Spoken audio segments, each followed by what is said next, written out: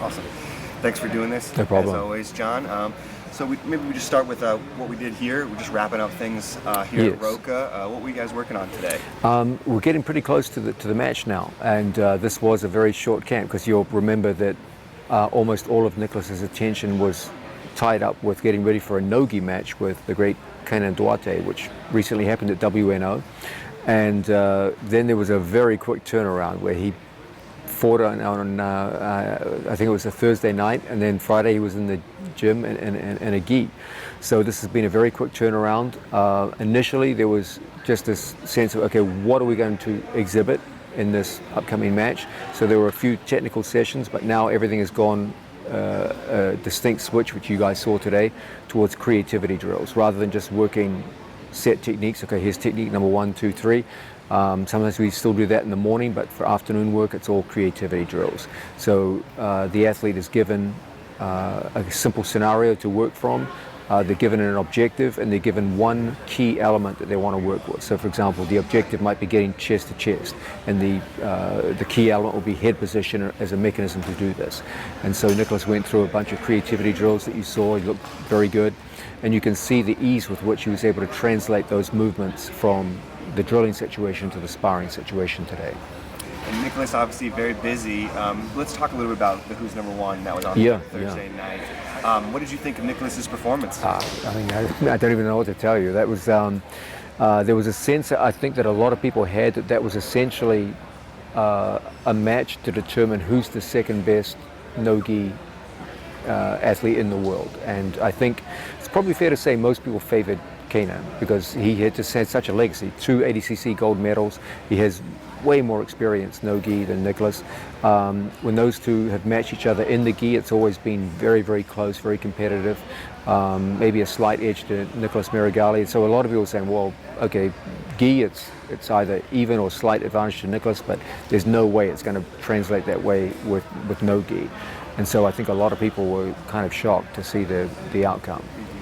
And I feel like one aspect that people were really shocked about was the wrestling exchanges and just kind of how well Nicholas was able to hang. I think a lot of people gave the edge maybe in wrestling to Kainan originally. I think most people expected the fight to be very close on the ground, but very one-sided on the feet. I think that's probably fair to say was the major assumption that most people had going into the match.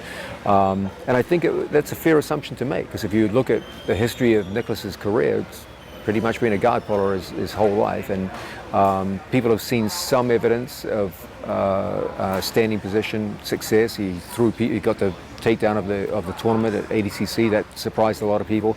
He's thrown people in the past no-gi, and again, that was a surprise to see that coming out of Nicholas. But I think most people understood that I believe Kainan Duarte is probably the most successful jiu-jitsu athlete no-gi in the standing position in the world today. He's taken down pretty much everyone he's faced. He's himself is very, very difficult to take down. He's gone up against great wrestlers like Nicky Rod and had no problems putting them down and winning with position. And so I think that was the thing which surprised people the most. The first takedown was shot by Kainan very early in the match.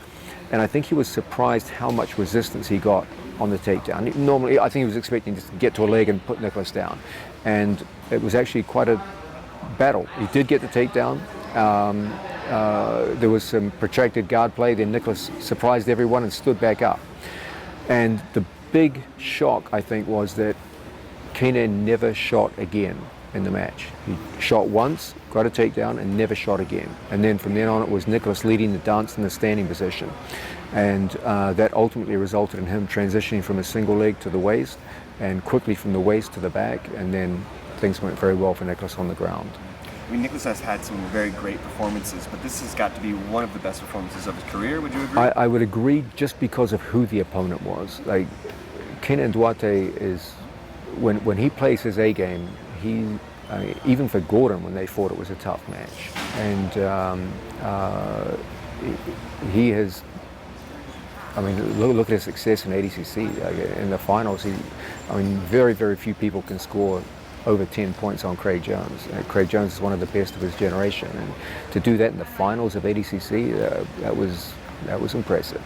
So yeah, there's no doubt that Kainan is unbelievable force in Nogi, and to see Nicholas do so well against such a great man, I think elevates this as one of his best ever performances. And also there was a decisiveness to the result, there was an unexpectedness to the path to the result, there was just a lot in the match.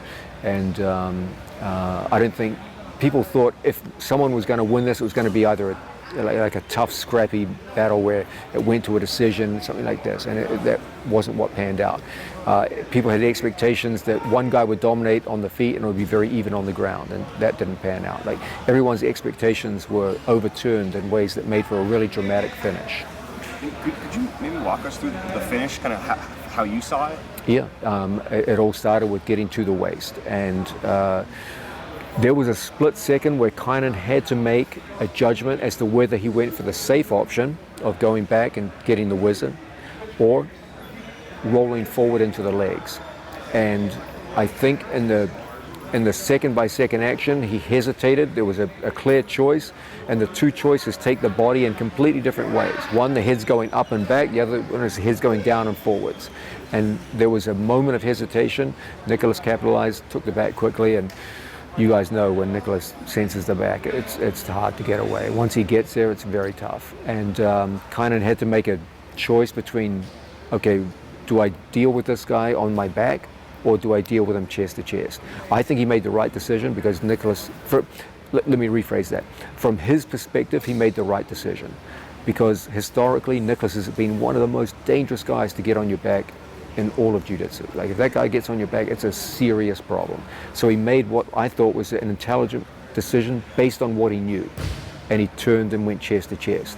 What he didn't know, however, is that Nicholas for the last year and a half has been working with the master of chest to chest pressure, Gordon Ryan, and now it's just as bad to have Nicholas chest to chest on top of you as it is to have him chest to back. That, I think, is a significant difference in Nicholas today versus, say, a year and a half ago. And he just went straight into a karagatame, and you saw what happened. It was he locked on a very tight stranglehold very quickly. It was a great night, of course, for a couple of other athletes on the team. Helena had a great performance. What an amazing, just an amazing young athlete. And I can't say enough about the professionalism for someone so young, a 16-year-old, to be training as professionally as she does, and came out her first WNO, looked like she had no nerves whatsoever, just went out and put on an amazing show against a very tough opponent. And I think she's going to be something special in the sport. She has a ton of potential, and she's just getting better by the week too. It's scary. Like you can literally see week by week, month by month, the improvements. So I'm hoping she gets some more airtime on WNO. I thought it was a great debut, and went out and I think there were a lot of people saying, okay, how good is she? Like, okay, let's see what she got. And they saw.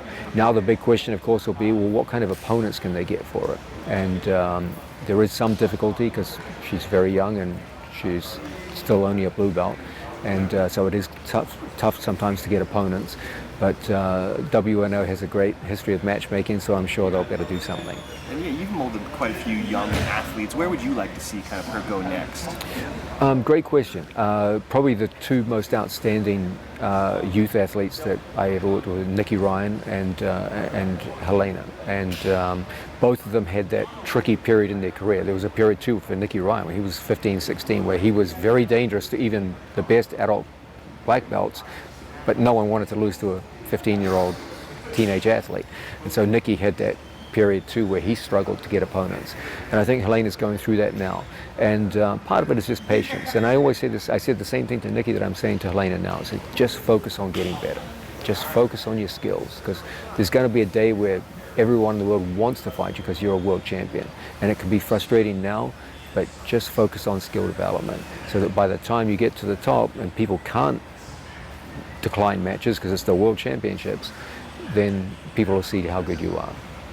And I want to ask, just this last weekend there was a big tournament in Kazakhstan as well. Of course, Giancarlo went out there and looked incredible, but just from your perspective, what did you think of Giancarlo's performance? You guys know I have the highest opinion of Giancarlo. What he's done in the time that he's been here in Austin it's just amazing. And he played more than just a great jiu-jitsu game, he also played a great leadership game for the team. He came out there, basically you had these all-star jiu-jitsu guys, none of whom really knew each other very well. There were just a few, most of them came from different teams and with language barriers, and John Carlo did a great job in a very short time of bringing everyone together, making them cohesive, and then playing like a real captain's performance, going out 3 matches, 3 submissions against very, very tough opponents. The show itself looks fantastic. Like, it's got this exoticism of going to the far side of the world against athletes that you've never gone up against before, who come from a completely different kind of grappling pedigree, and so I think it's going to be a big show. They did a great job with production. They brought an exciting rules format. The 5-minute round thing, I haven't made up my mind yet whether that's good or bad. I do think it's bad for submissions, to be honest with you. But jiu-jitsu is not just about submissions. There's the whole positional and takedown game too. And I think the more rule sets that athletes get exposed to, the more depth they build in their game. They have to adjust to changing situations. They build depth.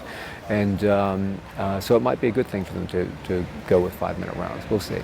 Awesome. And just kind of bringing it back around to Nicholas here. We talked about Nicholas's incredible, magnificent no-gi performance at Who's Number One. Now he's switching gears to the gi to fight, the best, probably potentially fighting the best guy in the gi right now, Victor Hugo, who's also in that bracket, the IBJJF Grand Prix. How difficult and what is that like? It's kind of crazy, right? You go from fighting the toughest guy in no gi to the toughest guy in the gi, and with a very short time frame. And both Nicholas and Kainan were heavily invested in that match. There was both of them wanted to win, and so for Nicholas that took all of his attention. So to switch from one of the biggest matches of his career, and now we're going to a tournament against an equally tough opponent in a completely different rule set and a completely different grappling area. That is a tough call. But Nicholas, I think, he's building his brand to be the athlete who's defying the odds. We live in an age of specialists where you're either a gi guy or a no gi guy, and Nicholas he's that guy that's going out there and doing both, literally week to week at the highest levels. And I think he wants to make that statement that I can do this. That people say it's impossible. And I want to prove that it's not. I think that's his mindset. And if anyone can do it, it's him. You saw today in sparring, he looks very sharp. And he has a gift for movement like you only see it a few times in your career. He is a gifted mover. And he has that X factor, which is something that I don't believe any coach can give, which is that ability to perform on stage, and he has that. He has that X factor where he rises to the occasion rather than gets killed by the occasion. And almost all the top athletes have it, but he has it to an extraordinary degree. So I think he's going to go out there and put on another great performance. We should note though that the path to the final is going to be tough for both Nicholas and Victor. It's a tough path out there. So there are some guys who could upset either one of them, and so hopefully they do meet in the final. I'm sure they will structure the seeding that way to have them meet in the final, but you can't sleep on any of the guys in there. Like Felipe Andrew, I have a very high opinion of his jiu-jitsu. I know in the past Nicholas has done very well against him, but he's a guy who, if he gets one of his favorite holds, he's got a very good triangle, he's got very good foot locks. If he gets to one of his favorite holds, he can finish anyone in the world. You've got Mr. Gutenberg, who's I've seen him operate at world championship level and give hell to some of the best people on the planet. Again, maybe not as consistent as Mr. Hugo, but still capable of beating anyone on his day. So all the athletes are going to, the top athletes are going to have to stay focused and take it match by match, because each one of those matches is very, very different from the next. The games that they're going to have to play to beat the man in front of them are going to have to change substantially from match to match all the way through to a final. And they have a bit of a storyline that's gone back a few years now, Victor and Nicholas. Have you followed their story? Is that a good thing for you? People aren't aware how many times they've fought. And it was kind of like when Kainan and Nicholas fought. Few people were aware that they had 4 matches in the past, and there was this whole storyline of matches. It's the same thing with Victor Hugo. And this time I think that the previous stories will give a more accurate indication of what happens, because they were all gi matches. The mystery with Nicholas versus Kainan is that they were all gi matches in the past, and now it's no gi, now it's gi to gi. So I think they translate a little better. But Victor has also changed a lot in the last year. He's moved to Austin, opened up his own school, and I've always found when athletes branch out to their own school, that's a period of growth for them. They're running the ship themselves, and they grow quickly in that situation, and they grow quickly in very different directions. So since they fought last time, I'm expecting a very different Victor Hugo. He's had some huge performances since then at the World Championships. Like he looks tremendous. So we said it 2 weeks ago that it was going to be one of Nicholas's toughest matches. We're going to have to say it again. He's gone from one of the toughest in one context to one of the toughest in another context. Great. Anything you'd like to ask John? Go ahead. I mean, just as a coach, what's it like balancing where you have a room full of no-gi, you're obviously coaching and trying to get everyone ready for what they're doing, trials coming up, then you have one specific athlete in the gi. Is that tough as a coach? To be honest, I'm kind of used to it. I've been doing it a long time. So I've gone from everything from MMA to